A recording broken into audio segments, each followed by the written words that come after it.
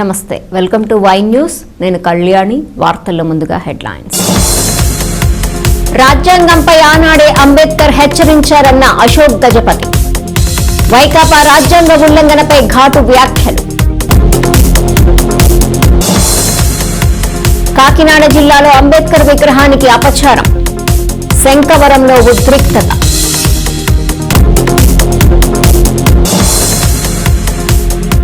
కోలుకుంటున్న food poison బాధితులు. కంపెనీపై అధికారుల విచారణ. జీవీఎంసీలో మారుతున్న రాజకీయ సమీకరణాలు. పంచకర్లతో బెహరా భేటీ. రాజ్యాంగం చెడ్డవాడి చేతిలో పెడితే ఎలాగుంటుందో మనం అనుభవించాం. చట్టాలను చుట్టరికం చేసి ఇష్టారీతిలో వ్యవహరించిన వైకాపా పాపాల చిట్టాలను ఉతికిపారేశారు కేంద్ర మాజీ మంత్రి, తెలుగుదేశం పార్టీ పోలిట్ బ్యూరో సభ్యుడు పూసపాటి అశోక్ గజపతిరాజు. భారత రాజ్యాంగ నిర్మాత జయంతి సందర్భంగా విజయనగరంలో అంబేద్కర్ కు ఘన నివాళి అర్పించిన అశోక్ గజపతిరాజు రాజ్యాంగం చెడ్డవారి చేతుల్లోకి వెళ్లకూడదని అంబేద్కర్ ఆనాడే హెచ్చరించారన్నారు. వైకాపా పాలనలో రామతీర్థం ఉదంతాన్ని ఉటంకించిన కేంద్ర మాజీ మంత్రి ప్రజాస్వామ్యం పటిష్టంగా ఉంటేనే సమాజం సిద్ధిస్తుందన్నారు.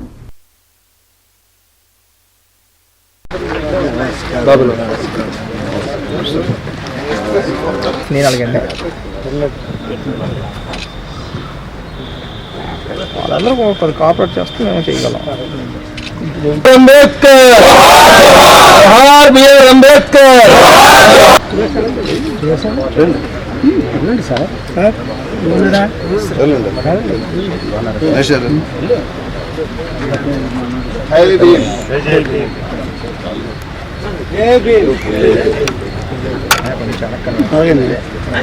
సైడ్కి వచ్చింది.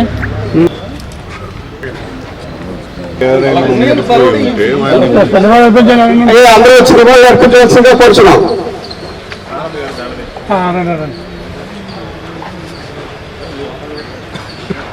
అర్పించవలసిందిగా కూర్చున్నాం.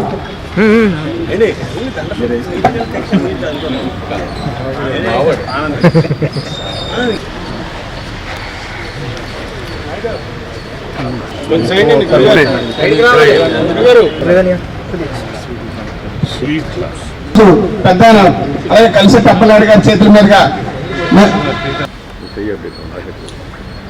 చేసిన పనిని జ్ఞాపకం చేస్తున్నాం. ఎవరైనా అమరవుతే వ్యక్తి ఎవరు చూసినా వారి పని వారిని ముందు తీసుకెళ్ళి ఒక హెచ్చరిక కూడా చేశారు అంబేద్కర్ గారు. రాజ్యాంగాన్ని మంచి వాళ్ళ చేతిలో పెడితే మంచి అవుతుంది, చెడ్డవాడి చేతిలో పెడితే ఏం జరుగుతుందో మనం అందరూ అనుభవించున్నాం. ఇటీవలే మనకు కొంచెం గమ్మత్తుగా కూడా తయారైంది. కలెక్టివ్ రెస్పాన్సిబిలిటీ రాజ్యాంగంలోనే పెద్దలందరూ రచించారు. కలెక్టివ్ ఇర్రెస్పాన్సిబిలిటీ కాదు. ఇప్పుడు చూస్తా ఉన్న మాజీ మంత్రులే ఫరాళ్ళు అవుతున్నారు. అసలు మైండ్ బాగ్లింగ్ ఇవన్నీ. రికార్డ్ బ్రేక్స్, రాజ్యాంగాన్ని ఉల్లంఘించడము, చట్టాల్ని చుట్టాలు మార్చడానికి ప్రయత్నించడము, ఇవన్నీ మనం చూస్తూనే వచ్చాం. ఎంతవరకు వెళ్ళిపోయిందంటే పేదవాళ్ళు, వెనకబడిన జాతులు, ఒకసారి మన రామ్ తీర్థంది చూస్తే ఆ పంపు ఆయన అద్దెకి తీసుకున్నవాడు, ఇచ్చేవాడు. ఆ దేవస్థానం వాడు పిలిచి నువ్వు అద్దెకి తీవయ్యా ఇదంతా అంటే వాడు పాపం చేస్తా ఉంటే ధ్వంసమైన బుర్ర అక్కడ దొరికితే ఆడిని 2 రోజులు పోలీసు వాళ్ళు చిదక్బాద. ఎందుకు చిదక్బాగారు? ఆ రోజున్న మంత్రులు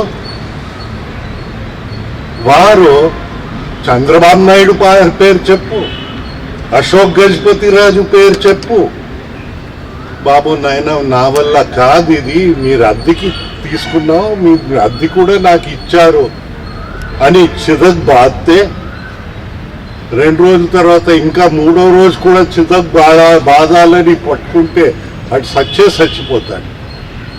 దేనికి పనికిరాని పాపం పేదవాడు, బీసీ కులాలకి చెందినవాడు కనికరించకంట ఇప్పుడు ప్రస్తుతం ఆనాడు మంత్రి, ఇప్పుడు ప్రజా కౌన్సిల్లో ప్రతిపక్ష నాయకుడు,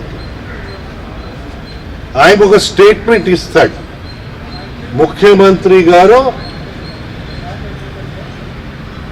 కనీసం ఆడి దేనికి పనికిరాని పాపం గురి అయిన వాడికి 5 లక్షల రూపాయలు నిధులు సీఎం రిలీఫ్ ఫండ్ నుంచి అందించితే దొంగ వాళ్ళని ప్రోత్సహించుతున్నారని ప్రెస్ దగ్గర స్టేట్మెంట్ ఇవ్వగలిగిన సిగ్గున్న మనిషి మనకి ఈరోజు కూడా మన ప్రజాప్రతినిధిగా ఉన్నారనే విషయం మనం మర్చిపోరాదు. రాజ్యాంగంపై, చట్టాల అమలుపై మనం అందరూ ప్రమాణం చేసిన వ్యక్తులు అని మర్చిపోరాదు. మీ కౌన్సిలర్ నుంచి, సర్పంచ్ నుంచి, రాష్ట్రపతి వరకు అందరు ప్రమాణాలు చేసిన వ్యక్తులు. అయితే కొందరు ప్రమాణాలు చేసి అది వారు జీవితంలో పాటించడానికి ప్రయత్నించారు. అలాంటి వ్యక్తుల్ని మనం ఆదర్శంగా చూసుకుంటే మనకి ఇబ్బంది అవుతుంది. మన దేశాన్ని, ప్రజాస్వామ్యాన్ని మనం కాపాడలేము, న్యాయాలు చేయలేము, సామాజిక న్యాయం అసలు చేయలేము. కనుక ఆ విధంగా అందరు రావాలి, నిర్భయంగా విషయాల్ని వారికి అర్థమయ్యేటట్లా చెప్పాలి.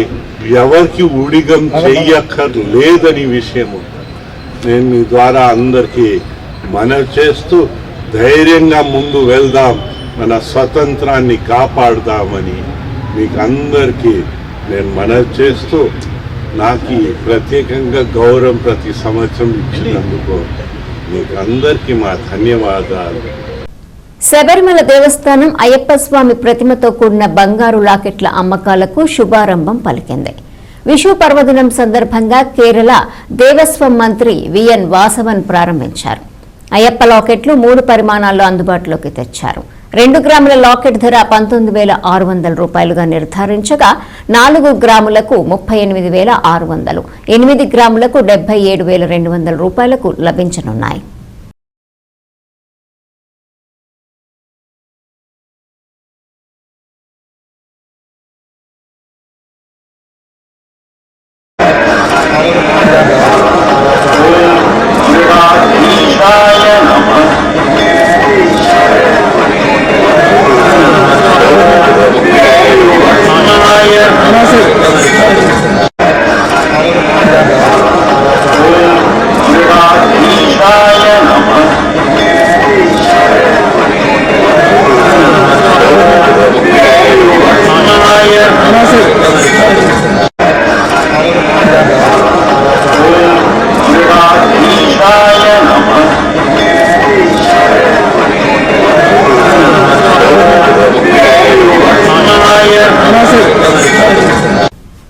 కాకినాడ జిల్లా శంకవరంలో భారత రాజ్యాంగ నిర్మాత డాక్టర్ బాబాసాహెబ్ అంబేద్కర్ విగ్రహానికి చెప్పుల దండ ఘటన కలకలం రేపింది.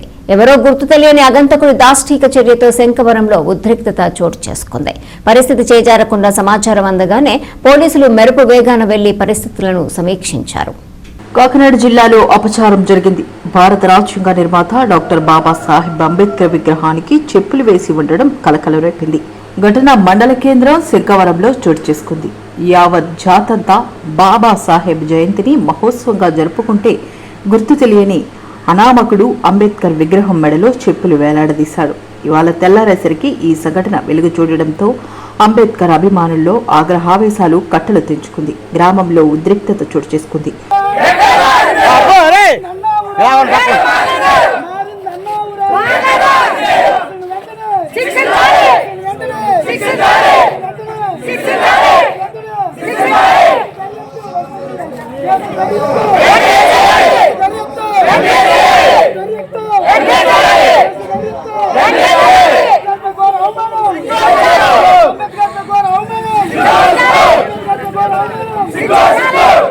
ఘటనకు బాధ్యులను వెంటనే గుర్తించి తక్షణమే కఠినంగా శిక్షించాలని డిమాండ్ చేస్తూ గ్రామంలో ఆందోళనకు దిగారు. తీసుకుని వచ్చాను. వచ్చిన తర్వాత పిల్లల్ని స్కూల్ బస్ ఎక్కించేసి నేను పంపించే చోటు చెప్పడానికి అనిపించింది. నేను చాలా బాధాకరంగా అనిపించి నాకు బైక్ ఎక్కి ఫొటోస్ తీసి నేను చెప్పుల దాకా తీయడం జరిగింది.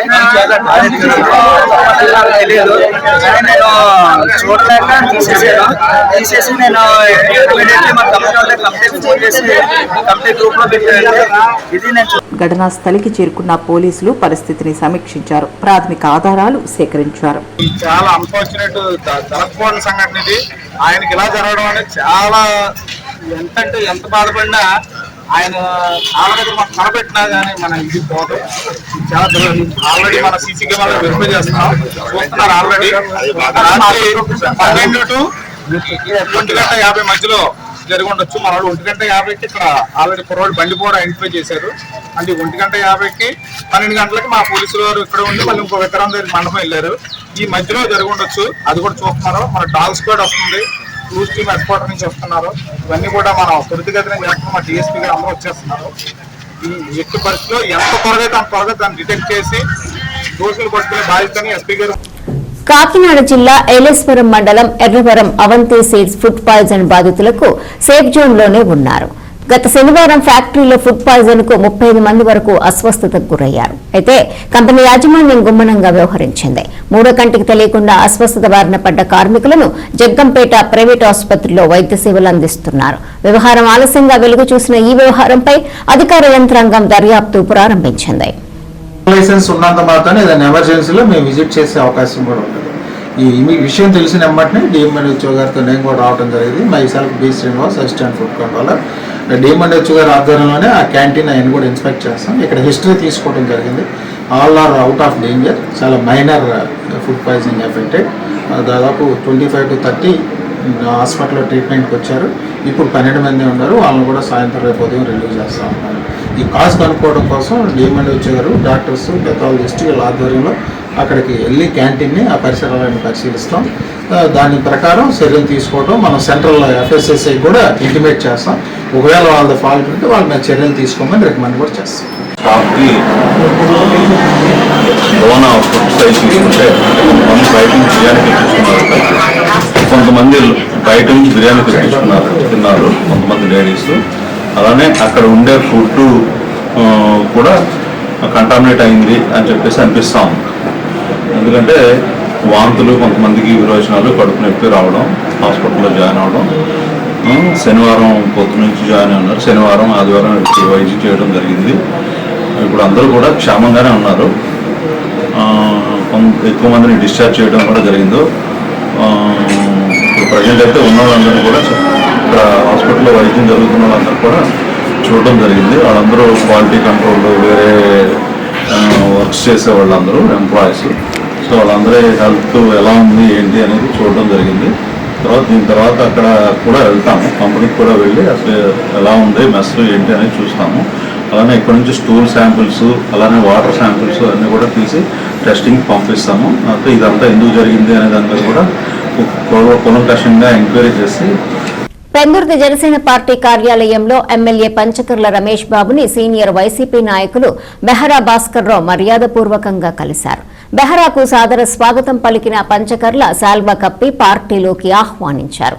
అనంతరం ఇరువురు పార్టీ కార్యకలాపాలపై చర్చించుకున్నారు. ఈ సందర్భంగా పంచకర్ల మాట్లాడుతూ, నేను రాజకీయాల్లోకి రాకముందే రాజకీయాల్లో ఉన్న బెహరా భాస్కర్ రావు మంచి నిర్ణయం తీసుకుని జనసేన పార్టీలోకి రావటం సంతోషంగా ఉందన్నారు. సుదీర్ఘ రాజకీయాలలో ఓటమి ఎరుగని నాయకుడిగా భాస్కర్ రావు మంచి గుర్తింపు తెచ్చుకున్నారన్నారు. జనసేన పార్టీలో బెహరా భాస్కర్ రావుకి గౌరవప్రదమైన స్థానం కల్పిస్తామని హామీ ఇచ్చారు. బెహరా భాస్కర్ రావు మాట్లాడుతూ, కష్టకాలంలో ఆపదలో ఉన్నానని అంటే పార్టీలకు అతీతంగా ముందుండే ఏకైక వ్యక్తి పంచకర్ల రమేష్ బాబు అని అన్నారు. ప్రజలకు సర్వీస్ చేయాలని అనుకుంటే సర్వీస్ చేసే పార్టీలోనే ఉండాలని, అటువంటి పార్టీ జనసేన అని, తన 2 కార్పొరేటర్లతో పవన్ కళ్యాణ్ పనితీరుకు ఆకర్షితున్నై జనసేనలోకి రావటం జరుగుతుందన్నారు. నా ప్రియమిత్రుడు నాకు అత్యంత ఆప్తుడు. నేను రాజకీయాల్లోకి వచ్చినప్పటికే ఆయన రాజకీయాల్లో ఉన్నాడు.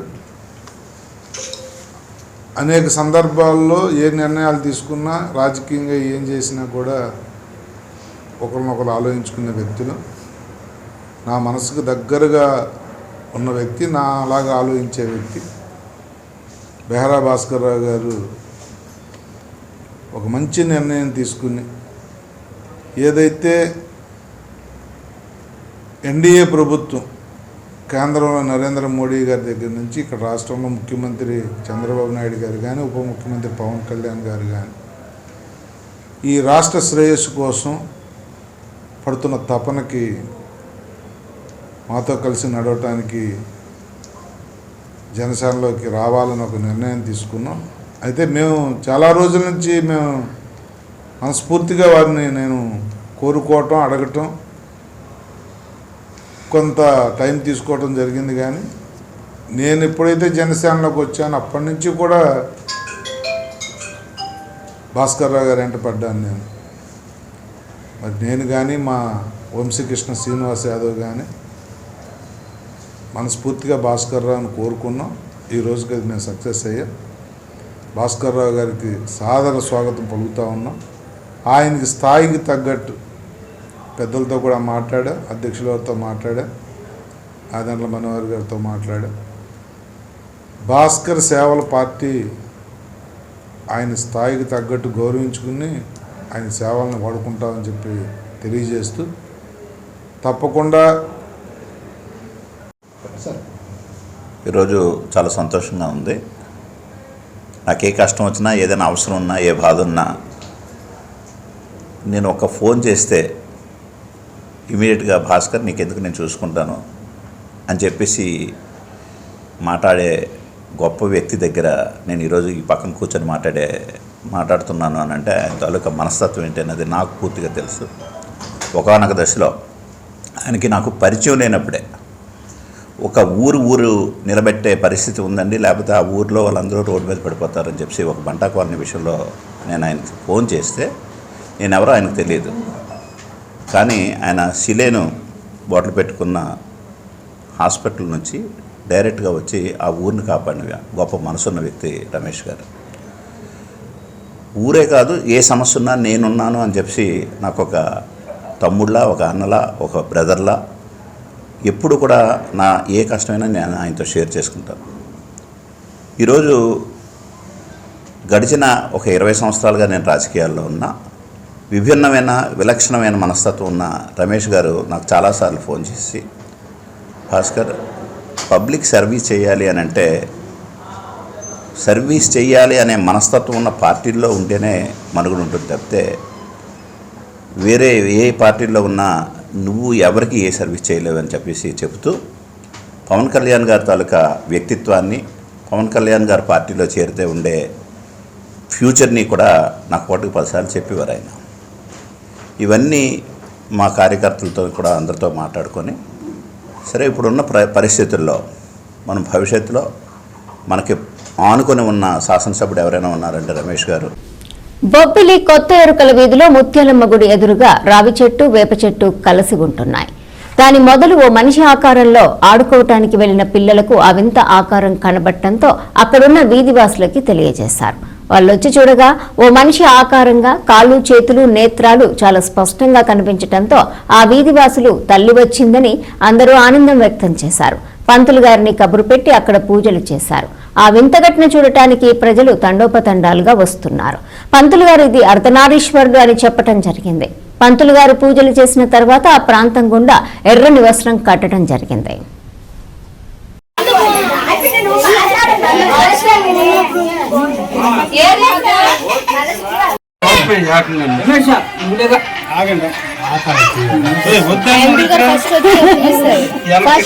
పసుపు కుంకుమ వేయలేదు, అంత బాగా అనిపించిందా?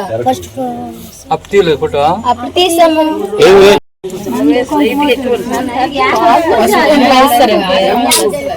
దేవులకు ఊపిరి తెక్కున్నాడు.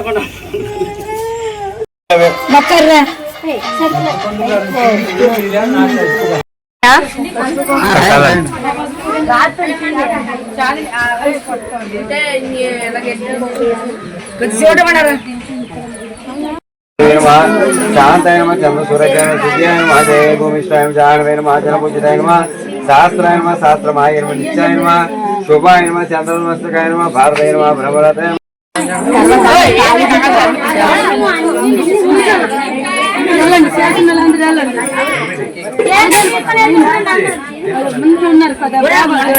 దండం పెట్టుకొని వచ్చిస్తాను.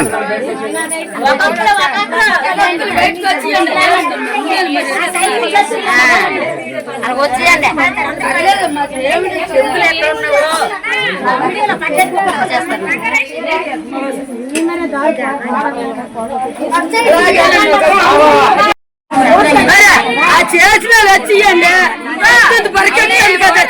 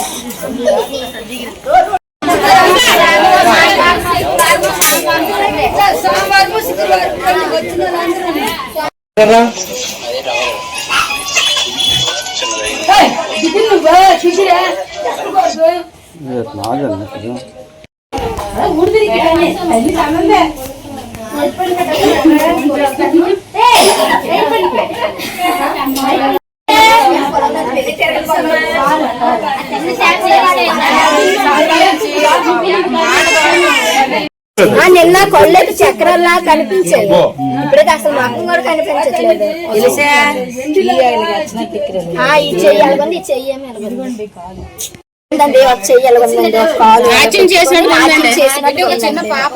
చిన్న రౌండ్ కొబ్బరి ముక్కున్నాయి నోరు, కానీ ఇప్పుడు పసుపు కుంకుమ వేసాం కాబట్టి కనిపించట్లేదు. అది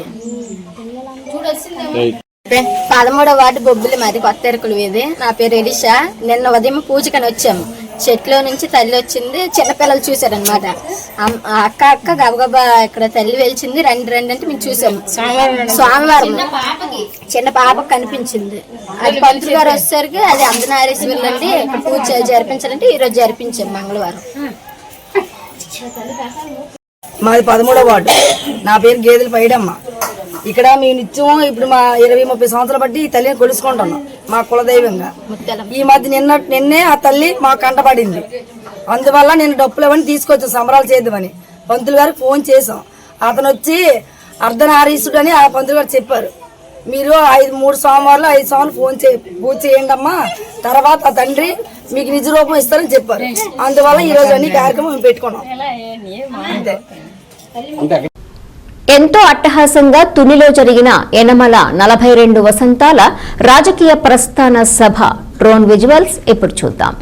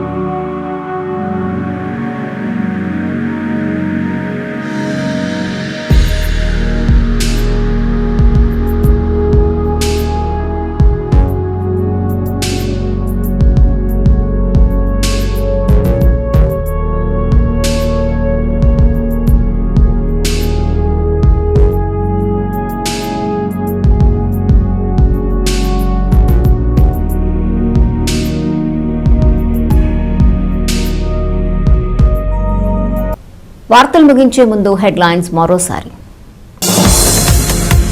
రాజ్యాంగంపై ఆనాడే అంబేద్కర్ హెచ్చరించారన్న అశోక్ గజపతి. వైకాపా రాజ్యాంగ ఉల్లంఘనపై ఘాటు వ్యాఖ్యలు. కాకినాడ జిల్లాలో అంబేద్కర్ విగ్రహానికి అపచారం. శంకవరంలో ఉద్రిక్తత.